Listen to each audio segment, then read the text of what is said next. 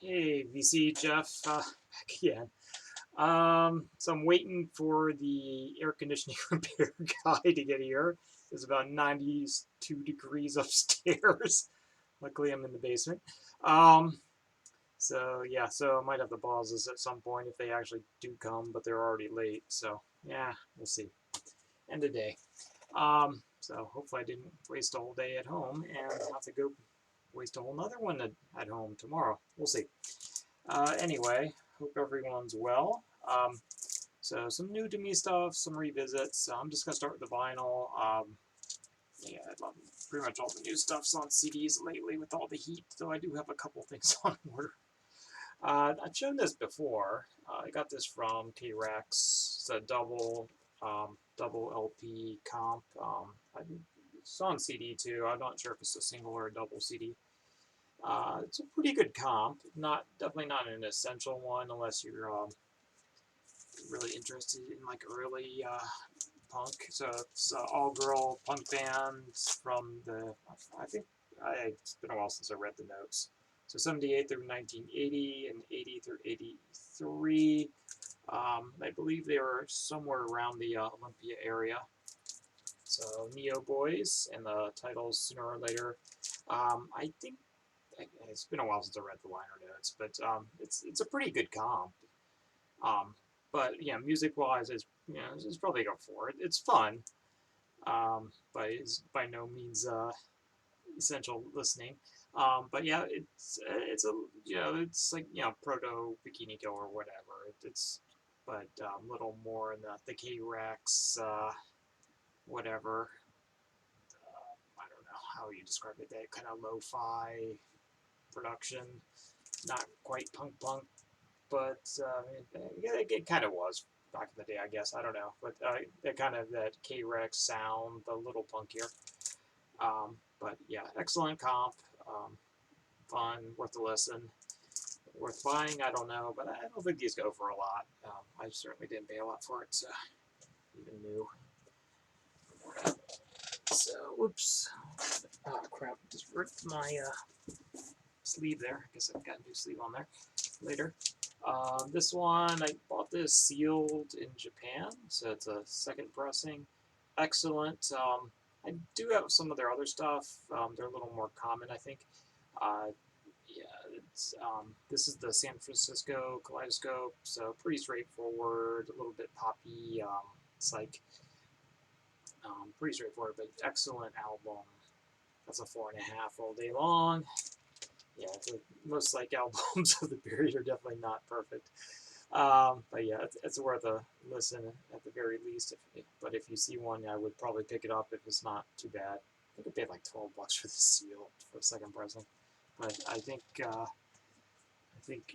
with the VC and all, it's driving the prices up in the States. It's like not that big in Japan. You can get it pretty cheap when you run across it, but it is pretty rare. Yep, this is Dave Von Ronk uh, compilation I found, double LP gatefold. So it's an excellent one. It's probably the only Dave Von Ronk I probably need. I think it goes up until about 72, so I don't think I really need to go back beyond there. But yeah, this is one I highly recommend if you don't want a lot of Dave Von Ronk. There's definitely a CD version, but this is the first pressing. I found it at the thrift for I think I paid $4, but yeah, if you go on Discogs, I think they're around the 10 to $20 range for the early pressings anyway. Anyway, jumping to CDs. So I got some new stuff. I got some revisits. So yeah, my work week's been really weird. So I've been kind of working combination working at home and going into the office. Oh, I got tape in there too. Let's just do the tape real fast. This is the Wameki. It says Japanese noise band. It's kind of interesting, but it's a very short EP. I think 4 songs, 2 on each side or something. Kind of like, Boredoms-esque, but maybe not as good. But yeah, if you see it, it's a very cheap cassette if you see it. It's kind of fun. So yeah, I don't know. Sean, you might like that one. The Wameki with the classic art there. Um, Yeah, it looks like something that should be on Skin Graft. This was a thrift find a while back. Never gave these guys much of a listen back in the day, but it's actually a pretty good album, obviously, because it's went platinum. So Audioslave, I think self-titled, I guess. I guess it's self-titled. So it's kind of they were definitely going for that Seattle grunge sound for sure. Where is my phone? Make sure it's not going off. Okay. Yeah, so it definitely has got that like Chris Cornell, Pearl Jammy kind of hard rock, pseudo grunge thing going on. For me, it's like a 4-ish, but I don't know. I'm guessing for other people it might be higher. It's a little on the generic side for me, but yeah, I'll probably keep this in the collection for a while. It's like $1 for it, whatever. I might listen to it again in a year or two if it's still collecting dust. It might go in the sale pile. I don't know. But Audioslave, it's a pretty decent album. Let's see what I want to do with all these. I have so many CDs this time. Yeah, this was a recent acquisition because I've been wanting this one for a while. I used to have this on tape. This is on Sub Pop, strangely enough. Six Finger Satellite. This is for the TBA. Something Bird. I don't know. I forget the title. So this is the advanced CD. The advanced one seemed to be a little bit cheaper to get. The CD combines 2 albums. If you get it on vinyl, for some reason they didn't do it as a double LP. They did it, I guess, to make more money. I don't know. They did, or a contract issue or something. I don't know. They did 2 versions of this. This is their first album. They did an Idiot version and a Savant version, and then the CD is the Idiot Savant version, and the demo version, which seems to be pretty common too, and one of the cheaper versions. Everything's got completely different artwork too. Yeah, the release versions have like cooler kind of sci-fi covers, which I really dig. But yeah, I don't know. This one just popped up cheap enough. I just finally pulled the trigger. It's very drone. It is straight up drone sometimes, and then the other tracks are more like a math rocky, sludgy thing going on. It's like the sludgier version of Brainiac, I would say, if you're familiar with them. Actually, I think I have some Brainiac in the stack too. So, excellent album. It's 4.5 all day long. Yeah, this is a recent pickup. This is, good God, it's not even on here. Neptunium Maximalism. This is their last album that came out, I believe. So this is the CD version. I might just be on tape. I don't think there is a LP for this particular one. It comes with a DVD, so it's not a double disc. It's a single disc plus DVD, which I have not watched yet. This is a live at Roadburn 2021. This, as far as I know, was the last project of, what's his name from Throbbing Gristle? Genesis P. Orridge, whatever his name. So he was very involved in this. I'm pretty sure he's not on this because this was recorded after his death. So who knows? But yeah, the album before that came out like 1 or 2 before this is my favorite, but it goes for crazy money, so did not do that. It might have a vinyl release. I'm not sure actually, but excellent album. It's kind of free jazzy by way of like sludge rock, if that makes sense. You know, the stoner rock or something. So it's like free jazz / stoner rock, I guess, somewhere in there. Great album. So it's pretty close to a 5. I don't know if I'd quite give it a 5, but it's pretty damn close. So highly recommend that one. Sean, you would like that one. This one I bought a while back. Mary Lord. That's just the self-title. It's the one with lights are changing. I don't know. It was like the one that was on the radio a bit. So again, that kind of TRex sound, indie Washington State stuff. This is a bizarre pickup I found a while back. It was actually sealed when I found it. So it's a Miles David comp. It must have been sourced off of like 78s or something. They're all pretty old recordings, so I don't think he was even headlining on a lot of these, but he's, you know, featured or whatever you want to call it. Yeah, so they're old recordings. It's nothing really outstanding, but it's an interesting listen. So I'm pretty sure it's a bootleg. Bye Bye Blackbird's the title. Might or might not be a bootleg, actually. I don't know. It's on KRV Records. This was a thrift find. Oh, that might be my contractor. Let me pause. Okay, jump cut. I'm back. I thought editing this later. Oh, it's hot up there. Air conditioning indeed is fixed. Thank God. It's like, yeah, it's going to take a couple hours or so for that to get cold enough. Jumping back in. This is Tone Loc. This was his big one. I don't know if he had other ones, actually. Loked After Dark, I guess. This is the one that's got Wild Thing, Loked After Dark, of course, Funky Cold Medina. Yeah, I think those were the... There might have been one other one that was a little bit of a hit. I can't remember. But yeah, excellent. Like, I think that was early 90s. No, late 89. Okay, yeah. Yeah, so 89. So it's a product of its time. And it's not the most PC, but it's still fun. Yeah, highly recommend this. We see it. Yeah, if I ever see this on vinyl, I might pick it up. It's an excellent example of that kind of that late 80s, early 90s hip hop, pre gangster rap. So yeah, pretty solid there. 4.5, 4.25. Yeah. This one I got from Sean, so thank you. Karu Abe last. I guess that's the label. Karu Abe. Abe being his last name. Last date 8/28/1978. I'm guessing it's supposed to be like Dolphy, like his last concert kind of deal. I want to say he died in '78 too. So yeah, excellent. Free jazz. So Japanese release. So thank you, Sean. So it's all solo in this particular one. So I'm kind of interested in hearing them with some other people. But so the first track is alto sax. Then you got some guitar. Then he strangely has harmonica. Sean didn't like the harmonica. I thought it was decent. So if you're interested in free jazz, otherwise, yeah, stay way clear because this is out there. But pretty solid. And I don't know, 4.25-ish.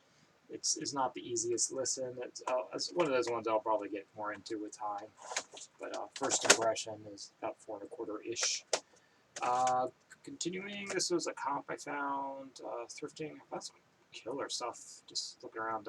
Yeah, yesterday I just found a stack of like DC hardcore for $1. I was like, yeah. I was pissed off. The Youth Brigade CD was missing. This is a comp. So I might actually just purge the other No Doubt I have. I'm not like a massive No Doubt fan, and like all the hits, including their cover of Talk Talk, are on here. So I might just keep this one and toss the others or give them to my kid. But yeah, if you want a No Doubt album, this is pretty much the way to go, unless you're really into No Doubt. Yeah, 4-ish is nostalgia, whatever. This one, Sean didn't like. I really did like this one. So Paul Bley with Evan Parker and Barre Phillips. I'd say 4.5. It's not their best material, but I thought it was quite strong. Sean didn't seem to like it much. I think this is an ECM. Is it ECM? It is ECM, but by way of the music club, I guess. So thank you, Sean. I really enjoyed that one. We're going to disagree on that one. This one, Steve, if you're watching, you would actually like this one. I guess that's the band's name. L'esperanto. I think it's a European release. So basically, it's European Zydeco is how I would describe it. So yeah, it's got clarinet, accordion, trombone, banjo, bass, and drums. So combining Zydeco, funk, New Orleans, second line, rockabilly, cumbia, and Balkan rasp surf music. Anyway, it's very Zydeco-y. I'd say 4-ish. It's an interesting listen. Do I like it as much as Zydeco? Maybe not. But it's certainly an interesting listen. I did enjoy it. Had it for free. Do not care. I'll keep it for now because I did like it. So I don't have that much Zydeco on CD. So yeah. Talking Head 77. Don't really need to talk too much about that one. That's the one with Psycho Killer. Not as polished as some of their later albums. Oh, was this their first album? I think this is their first album. It's first or second, anyway. But pretty solid. Is it perfect? No. 4.5-ish. I'd say yes. Classic. This one, not their best work. Beastie Boys. Was it To the Five Boroughs? So it opens up with Check It Out, which I think is the only real hit on here. The other ones are pretty forgettable in the scheme of things. It's not a bad album, it's just forgettable. Only one really memorable track, which for the Beastie Boys is not that good. So in the realm of Beastie Boys, it's probably the one you don't need. Nice packaging, though. Yeah, I didn't even read all this. It's got I guess it goes on about the Boroughs, whatever you want to say, of New York. Nice packaging. Slipcase. 3.5-ish. Not quite a 4. I don't know. Another one was a cheap find. Finally got Dookie. Never owned this. If I had to pick one Green Day album, I'd probably go with American Idiot. That's personally, I don't know. It's not. This is one of their punkier albums. It's good, but it's just not my thing. Yeah, you know this one. I don't need to talk about it. Pretty solid 4-ish for me, anyway. Give this another listen. That Hungarian, Tibetan throat singing. I've been on a throat singing kick lately. I don't know. Picking up a lot of ethnic kind of music of late. So give it another listen. It's really solid 4.5 there. Is this something you want to listen to in the background? I don't know, but it's kind of lends itself to evening listen after work kind of deal. The other two, these are, again, I think these were free to me, actually. This friend was downsizing his collection, so pretty classic. I kind of want to get this one on vinyl. Weezer, Pinkerton, probably my favorite Weezer album. It's the one that has Tired of Sex on it, and Pink Triangle, a whole bunch of Butterfly, and a bunch of hits on it. But yeah, probably, I think their strongest album, obviously Japan influence. They pop up in Japan a lot. Friends used to always see them in the Shinjuku or Shibuya all the time, just walking around. But yeah, for me, this or this is the Blue album, where their first album. Those are the two essentials. But yeah, pretty damn solid album. 4.5-ish. Just, I don't know. For me, it's kind of overplayed at this point. And same thing with this. This is like one of the great sounding albums. Like, it's one of the best sounding albums I probably have in my collection. It sounds amazing, cranked up. Great album. 4.5-ish, I'd say. I think it's just one of those things, like, it got way overplayed in like a lot of the Pixie stuff. Like, it's just like I've played it so often as to not want to find going to that often. 20 years ago, I probably listened to this way too much. But yeah, it's still fun. I don't know.